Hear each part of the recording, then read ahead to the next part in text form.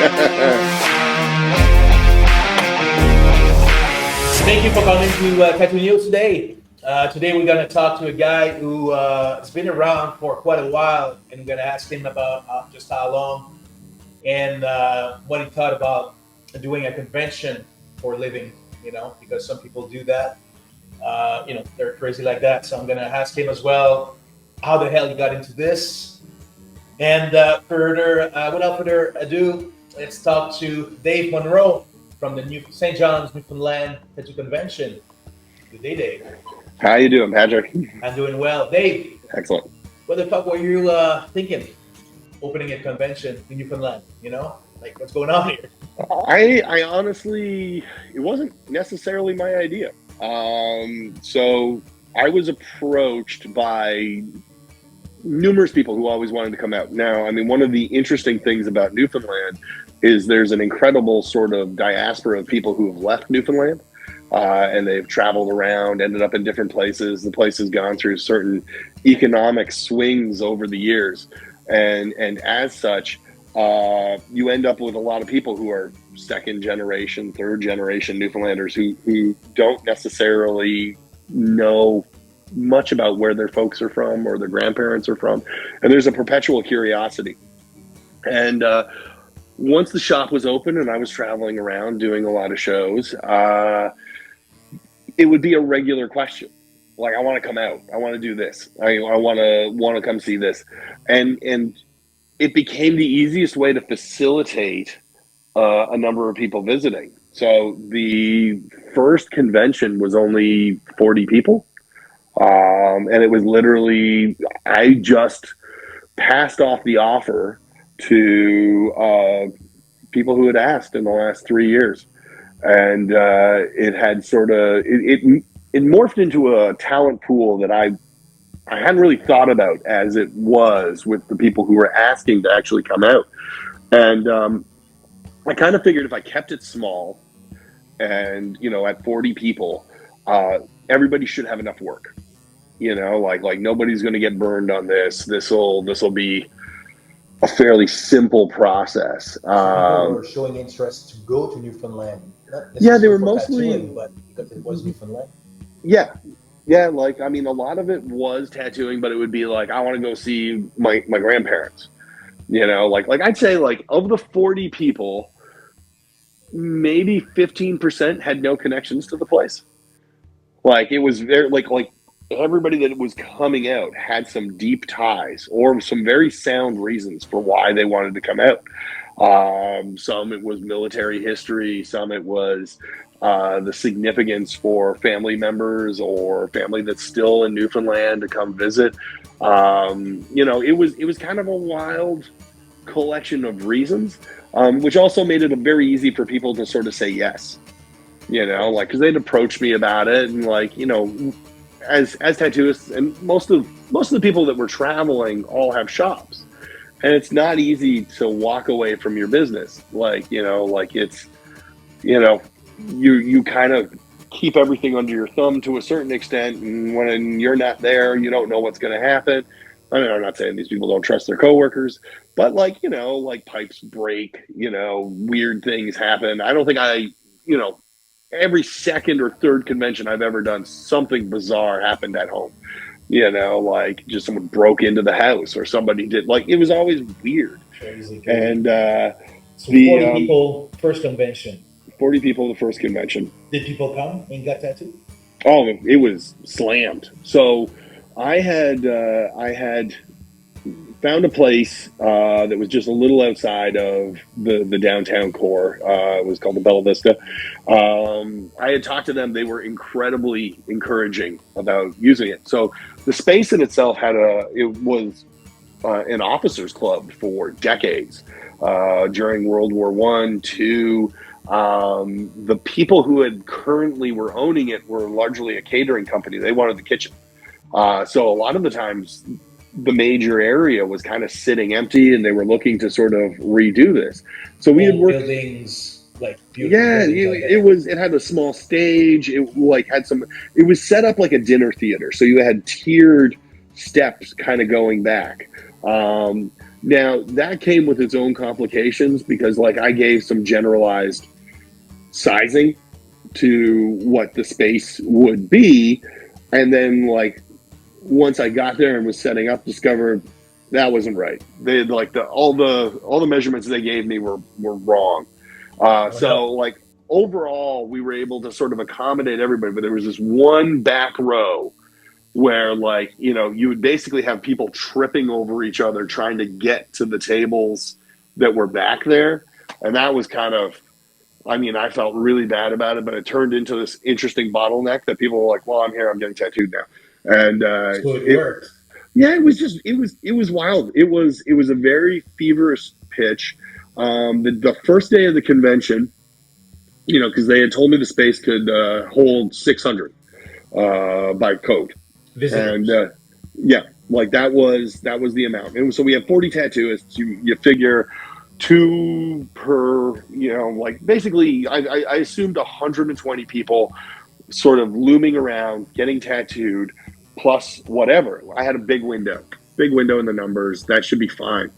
What they didn't tell me was it was 600 with no chairs.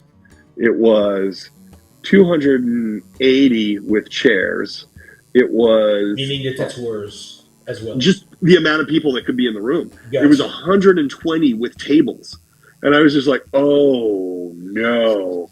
And so like I would keep having the news show up, and like they literally was like, wow, this is packed. I'm like, try to focus your cameras around areas where people can walk, On the tattoo. because yeah, this is an incredible breach of fire code.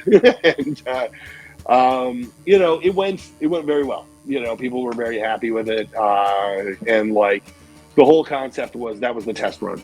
See what would happen with that. And how long We ago have was that? How old that is would have the convention been, right now? it would be 10 years this year, but there was 2 years lost for COVID. So like the island completely shut down. Like you couldn't come and go from the island unless you had a work permit. It was a no go zone, and so we lost 2 years of the convention to that. And we're actually doing, this is our ninth this year. So it was, I guess that puts it 2015 was actually realistically, counting to zero. Like 2015 was the first year that we did it. So how did the convention change since like 40 Well, now, a the, bit more, the but the demands were very high, and like the first show, I had kind of, I didn't have any locals at the first show, and I got some very solid pushback over that, and the reason for it was there was only 40 spaces. I had 6 people working at my shop. If I went down, had my shop there, I'd already knocked out 1/3 of the space. Like it wasn't, well, not 1/3, but very close. So between two shops in the city, like you'd eliminate almost half the seats, and like I couldn't see a justification of using that or losing the seats to locals where you could just walk by the shop for free.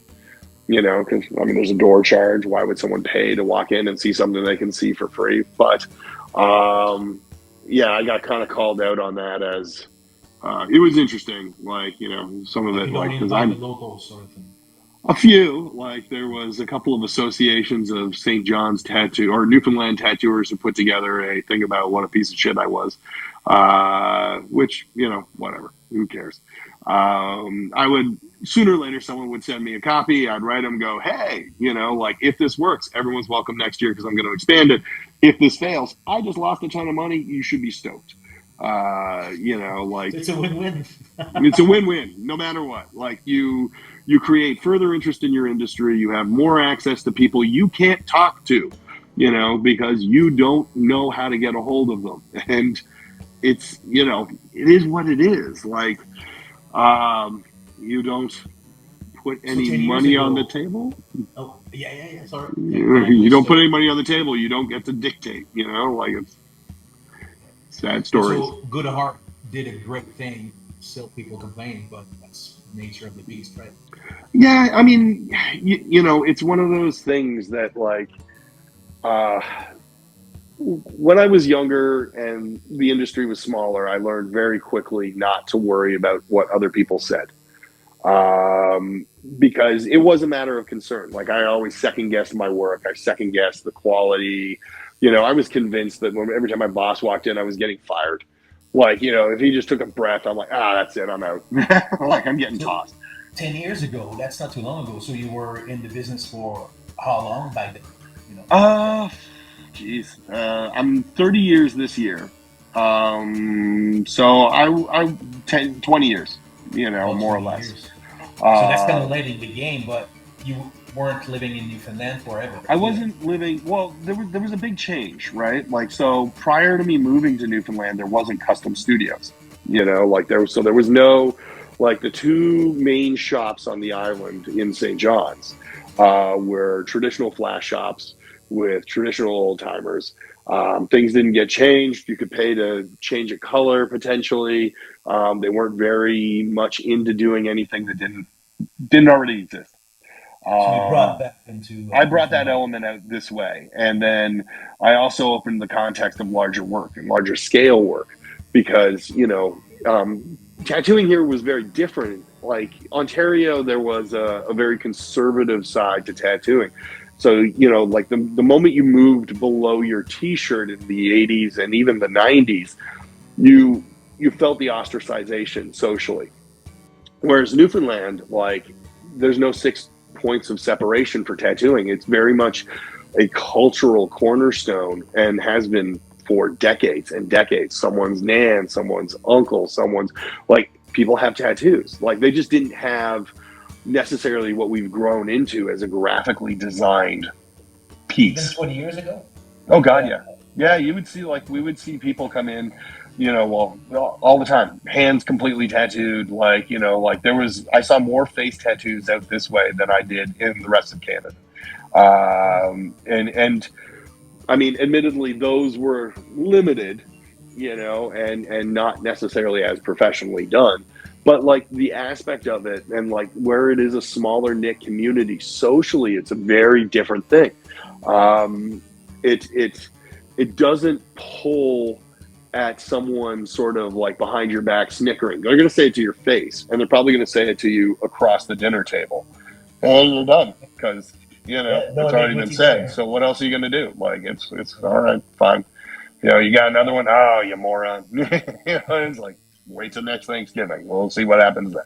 Yeah, you put the And like sand, you fight, and then you carry on. yeah, so I mean the aspect of building, like I guess like one of the things that I was tapping into is that people were traveling to get tattooed. So they would go to Halifax or Montreal or Toronto, and they would be doing part of their trip would involve getting a tattoo that they were looking more for. And I was able to sort of open that door.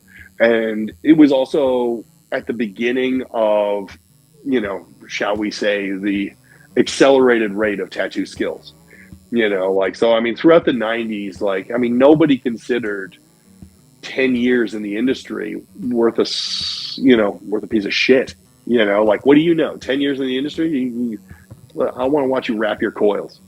Like there was always like a line of technical skill that separated who was what and where. And if you knew stuff, you shared it very marginally. Like I remember like Danny Gordy and Dave Knight had done a guest spot with Kurt Wiscombe. And then I was at Imago at the time with Safwan, and they came out to do a guest spot over at Imago.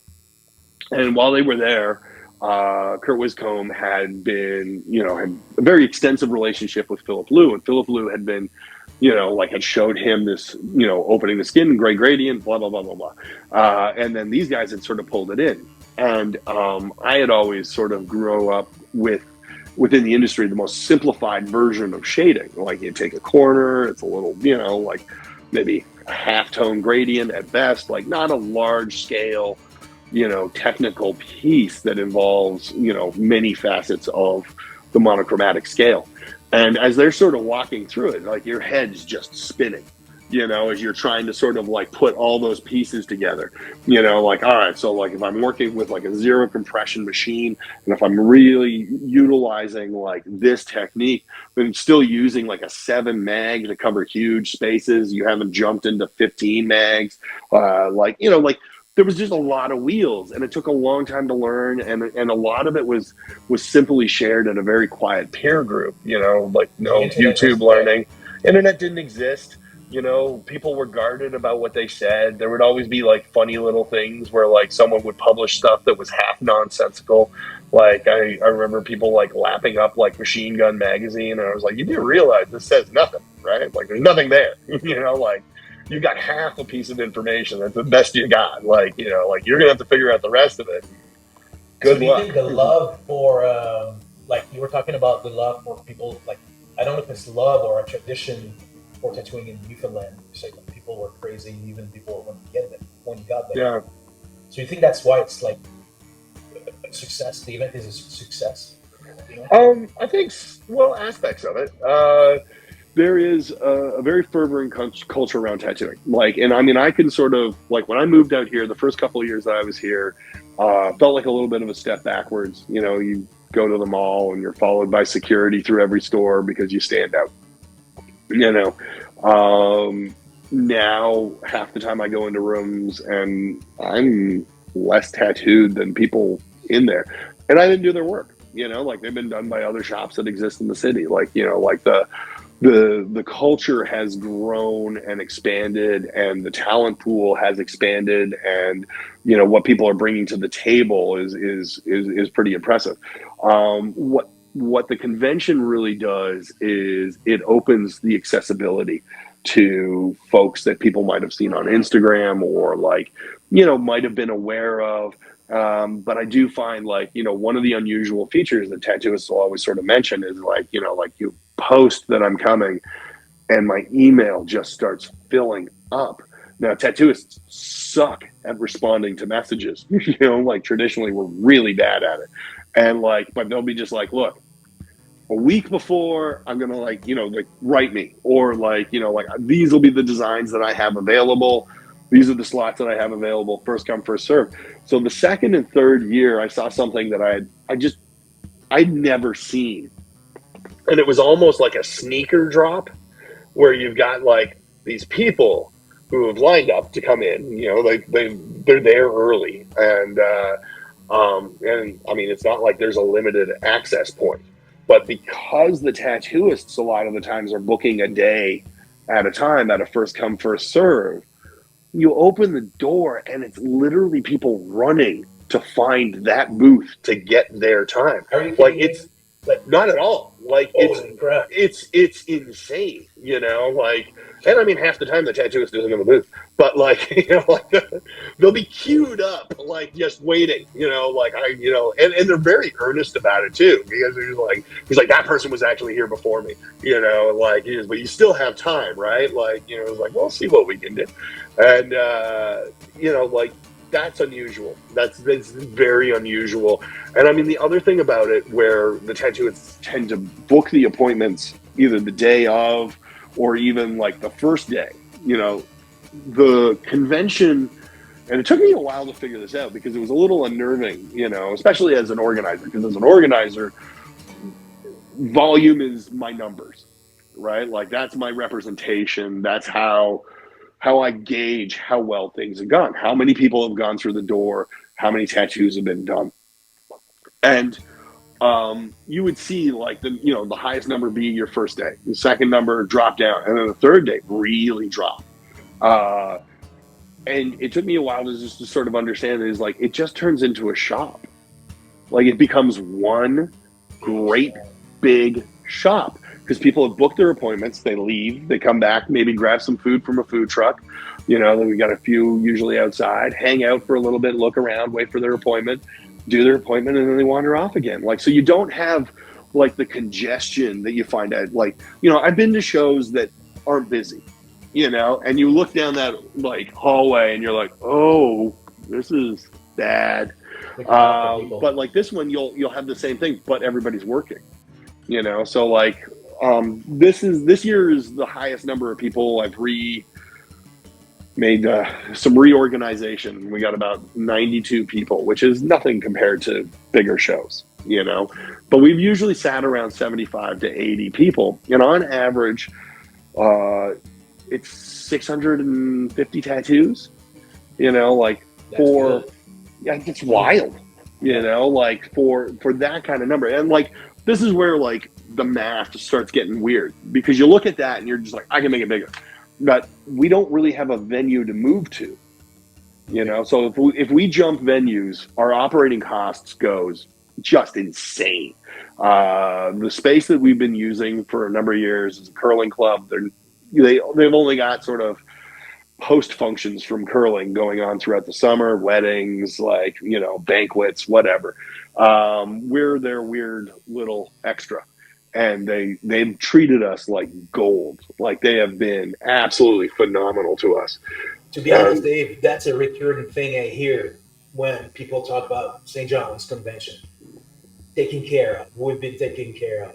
You know, we've been so much welcome. It's what I hear all the time.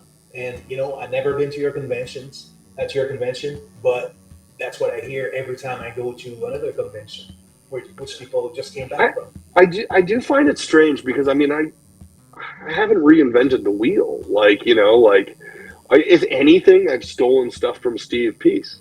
You know, like Shout out to Steve. Yes. Yeah, you know, like I'll openly acknowledge it. Like, you know, when he started doing the Calgary convention, he was picking people up at the airport.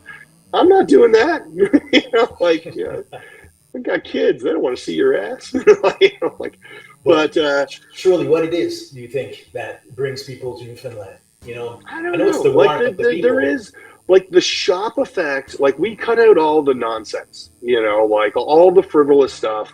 You know, like with, you know, like a band playing 20 feet away from you, even if they're not 20 feet away from you, the amount of amps that got is like deafening. There's no extra sort of, you know, people on flesh hooks or jugglers or, you know, mimes or strippers, or, you know, like, there's just like none of that stuff exists.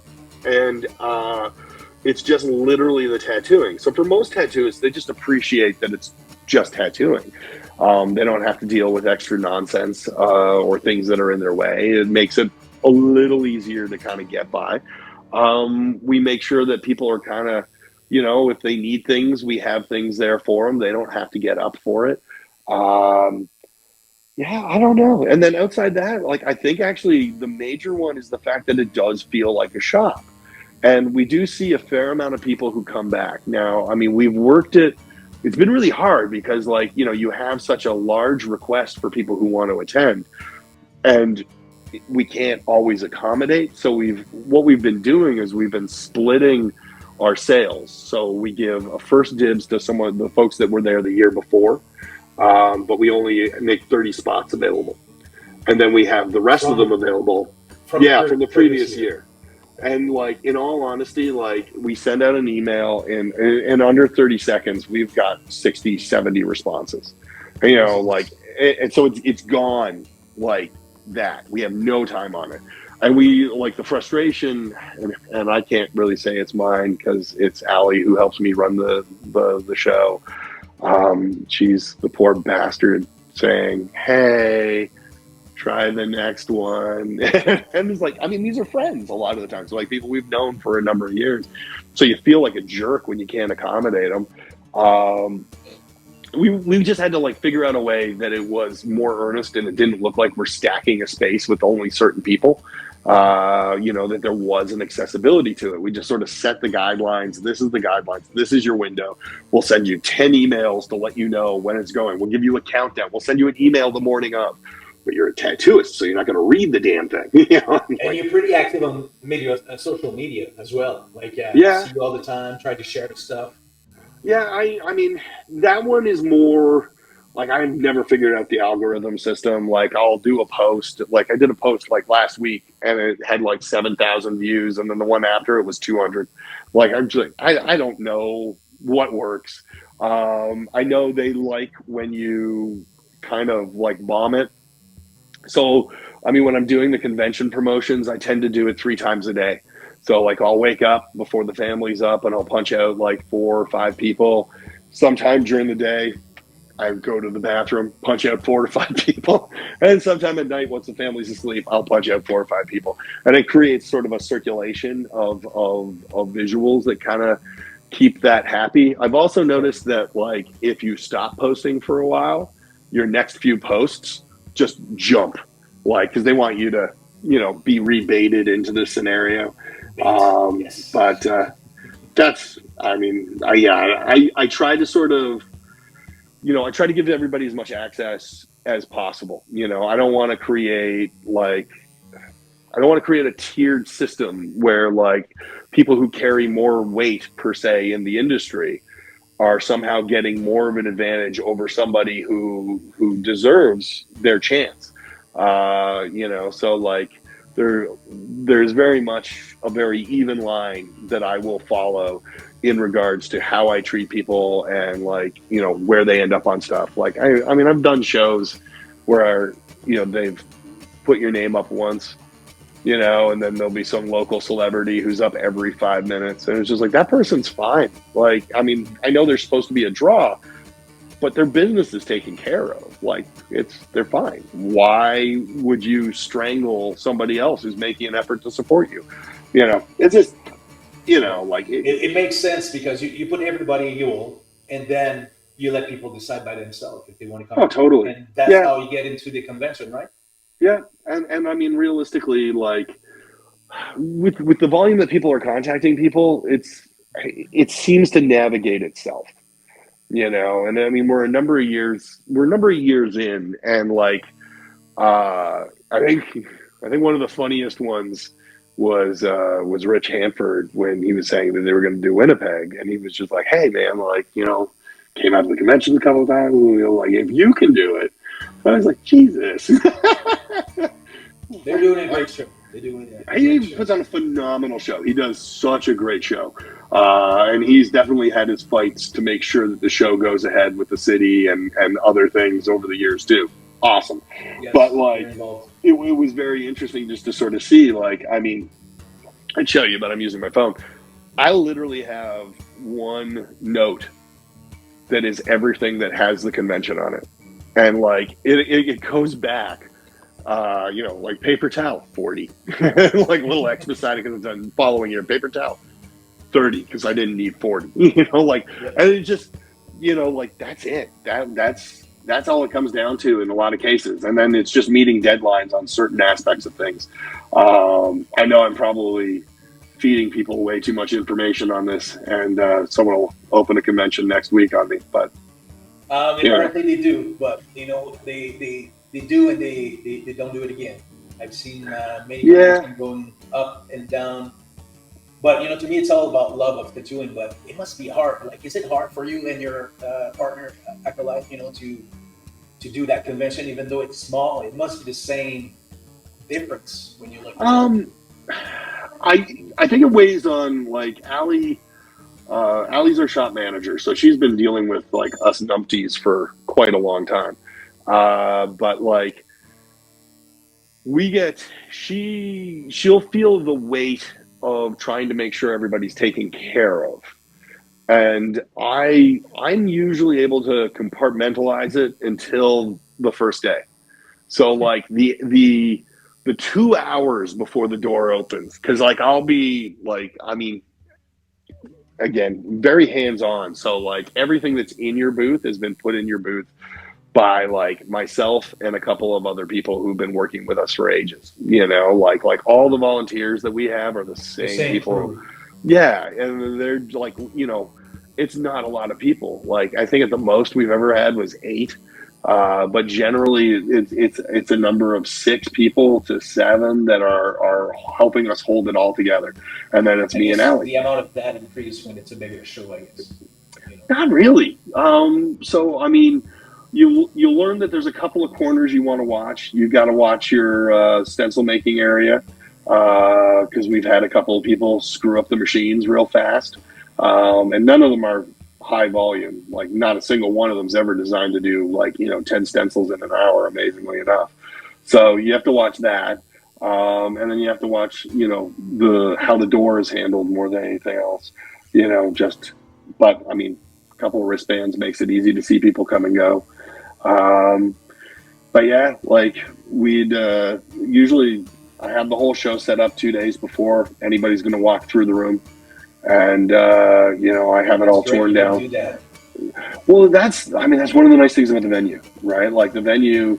So I've been using the same company that does our booth and our electrical setup since day one, and they're one of the bigger companies that are out here kind of covering those aspects, which has its problems. So like a couple of years ago was the Centennial, and they had projects all across the city.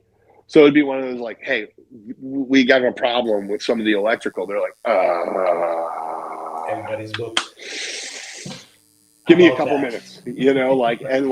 but I mean, they've always shown up and like they've always kind of had it. So like sometimes they're just like, all right, if the first day's a Saturday, we'll come in Friday, we'll knock it out on the Friday. And I guarantee you, every year they phone on Thursday and go, so we're at the door. Oh, that's Can you give amazing. the venue a call? And I'm like, yep. And like That's amazing. the venue's been insane. Like the venue has always been insane. Like the staff that are usually there are largely just managing the bar and letting me come and go. And like they actually have like a fair amount of their staff like come back just for the show because they just love hanging out with the tattooists. And like, And get tattooed? they do. Yeah, actually, quite regularly get tattooed. And they formed some pretty deep bonds with some of the people. So that So that's amazing. Having the same team that do electrical, same team that does the convention itself, the venue. yeah, That's the recipe, right? Like it's kind phenomenal. of like I mean, you end up like I mean out here we don't have as many options as say you would in Toronto or Montreal, right? We I think we got maybe three that we could potentially use. The one that we've been using has been traditionally the largest company that's involved in that.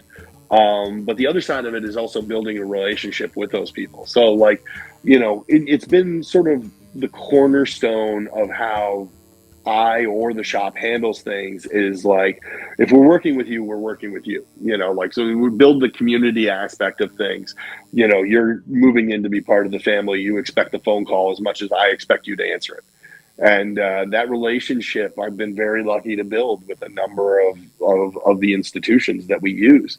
So they'll phone up if there's any problems or ideas or things they want to move around or restructure, and we'll just work on it. And like, I think for some shows, they're not going to have that accessibility. Like someone comes in, does something, walks away, and best of luck getting a hold of them. And that can be really problematic. Like, but yeah, it's also sort of a little bit of the nature of Newfoundland. Like, it is a much more community centered place. Family means a lot out here.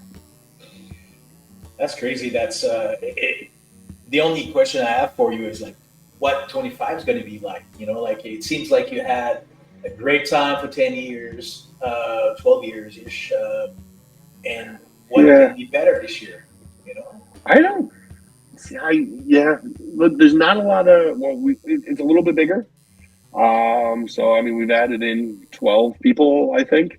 and that's a big Uh, deal in a sense, right? Like it is, yeah, because like my constant fear is like if you make it bigger, do people still have the same workload? And it's the same sort of thing if you end up with like half of the people there who are all doing just traditional stuff. What happens to the like on that scale? Who's getting their toes kind of like caught in the door because somebody else is either undercutting them or like stylistically in their face. So I mean there is a little bit of a navigating point with that. I don't think adding 12 is going to change the dynamic of volume. Like this will probably be the year that we see over 700 tattoos done. I mean, my bigger fear, of course, is a less sort of, I guess, angled towards the convention and just the general reality of the economy. Like our industry has seen some pretty harsh hits. And like the operating costs for all of us post COVID has been exponentially increasing, and that makes things a lot more awkward. We have been a very much an unsponsored show, which is also unusual. Like we've never taken money from a company or had them be a source of, sustainable products for people at the show. Uh, well, it initially started as I didn't want to give up space. Like there's a number of more tattooists over the last 10 years that are out here, but is it worth you dragging all your equipment out here to sell? like, Mhm. Is it? Do you have any vendors like boutique? That goes no, into the no, show no. itself. We get approached by a few, but like we Again, it's really, the place, right? It's yeah. the room Well, it's for it. just like it takes away from the focus. If I save the space for that. Now there is a kind of a second floor that's above the main entryway, which is actually air conditioned, so it would be lovely. That I had kind of contemplated trying to use for a vendor space, but like it just it didn't feel. I didn't know if people would go up the stairs. Like Two room is stairs. always ambiguous. Yes. Yeah, and I mean it's like I've always kind of operated like our shop is on a second and third floor, and people are like, why so many stairs? And I was just like, because it stops people who have zero interest in coming in. Like if you're just going to annoy me, you're not going to You walk write up something at the 27 stairs. stairs. Yeah. Yeah, like it's just simple practical sort of things that you learn about how to control populace into certain places. Anybody who's coming up that stairs is a little more determined. But like in the sense of a show, and particularly where the stairs are located, they're kind of like in the back area of the main room. I mean, you can put up stuff that sort of points people in that way, but yeah, I don't know. I don't know how that'll So work. 25 is going to be solid. A little bit more tattooers, A little more um, tattooers. but Um, very solid. Same recipe, pretty much. Yeah, basically the same recipe. I'm not throwing out the soup yet. It it seems to be going okay. So, Um, what are the dates in 2025? we're gonna be doing June 28th, 29th, and 30th. Canada Day falls on a Tuesday this year, so we're kind of missing it. But um, Newfoundland's a little prone to holidays, so I'm pretty sure most people will be taking a 4-day holiday. I bet. I So bet. yeah, yeah, it should be And good. where can we find the information we're talking about earlier on Well, socials? on socials, I haven't been posting on X lately. Probably won't be, but Instagram, we're still on there under St. John's Tattoo Convention. The website will be popping up, I believe, this week, which is stjohnstattooconvention.com. And outside of that, there's usually the Facebook page, which is also St. John's Tattoo Convention. And I'll start, running people's visuals en masse in the next little while. Perfect. And we mentioned that how can people can go to the convention as a visitor. It's always at the curling rink. Is that it? Yeah, it's generally at the yeah. It's been at the curling rink. I really can't see us moving from the Remax Center in St. John's. It provides just too much, and then the next step up is just not cost efficient. And I don't like the surrounding area of St. John's, and this is always something that people don't fully understand as well. Is the population is about 250,000, right? So I mean, you can have people who are traveling across the island, but it's still 250,000. So there's only so many of that populace that's going to get tattooed. So if I was to increase the size, I don't think I can increase the volume that much to match it. So that's one of the main reasons it stays the size it is. Like once I go broke, then I'll get real greedy. Well, hopefully not. But that's that's the charm I think, and that fits Newfoundland so well. And I know I'm gonna see people after after July, and they're gonna tell me, oh yeah, Newfoundland was awesome as usual. I'm sure. because that's the heartwarming welcome we give to them. So thank you very Well, much for the interview. it's always nice to hear. Oh, Oh, it's an absolute pleasure. It is true, and thank you very much. Well, thank you. I appreciate you taking the time with me.